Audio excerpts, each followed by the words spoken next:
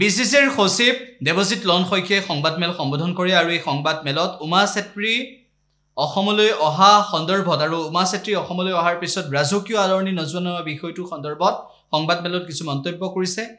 উমা চেত্ৰী অসমলৈ অহাৰ সময়ত অসম ক্ৰিকেট সন্থাই গম পাইছিল নে নাই সেই সন্দৰ্ভতো দেৱজিৎ লন শইকীয়াই মন্তব্য কৰিছে আৰু একেটা সময়তে উমা চেত্ৰীৰ অসম আগমন সন্দৰ্ভত দেৱজিৎ লন শইকীয়াই সংবাদমেলত আন কেইবাটাও মন্তব্য কৰে।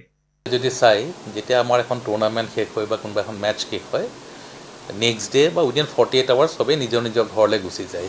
আমাৰ যি 3 আৰু 4 তাৰিখে অসমৰ উমা চেত্ৰীকে ধৰি যিসকল খেলুৱৈ আছিল আৰু যিসকল অফিচ ছাপৰ্ট ষ্টাফ আছিল অফিচিয়েল ছাপৰ্ট ষ্টাফ তেওঁলোকক যিখিনি আমি ঘৰলৈ পঠিয়াই দিয়া ব্যৱস্থা কৰিছিলোঁ সেইখিনি আমি ৰিচিডিউলিং কৰিব লগা হ'ল আৰু গোটেই টিমটোক আমি 5 তাৰিখৰ কাৰণে দিল্লীলৈ আমি পঠিয়াই দিয়া ব্যৱস্থা কৰিলোঁ।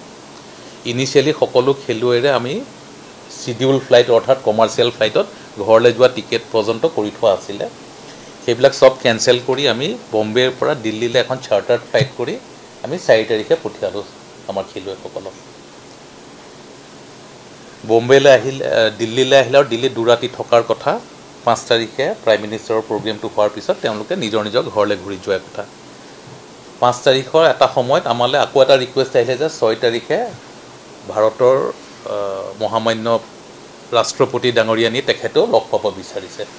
চ' আমি আকৌ যিটো আমাৰ 5 তাৰিখে সন্ধিয়া বা 6 তাৰিখে ৰাতিপুৱা প্লেয়াৰখিনি ঘূৰি অহা কথা আছিলে সেইখিনি আমি আকৌ ৰিচিডিউল কৰিব লগা হ'ল। অৰ্থাৎ দিল্লীত আৰু এৰাতি আমি বঢ়াই দিব লগা হ'ল। বিচিচিআই নিজেও বা খেলুৱৈসকলে নিজেও সঠিককৈ জনা নাছিল কোনদিনাখন আমাৰ খেলুৱৈসকল নিজৰ নিজৰ ঘৰ পাবগৈ। চ' সেইকাৰণে মই ভাবোঁ যে অসম ক্ৰিকেট সন্থাই যিটো তেওঁলোকে সম্বৰ্ধনা অনুষ্ঠান 4 তাৰিখে ইমেইলখনৰ যোগেদি 6 তাৰিখে অনুষ্ঠিত কৰিব খুজিছিলে সেইটো হৈ নুঠিলে।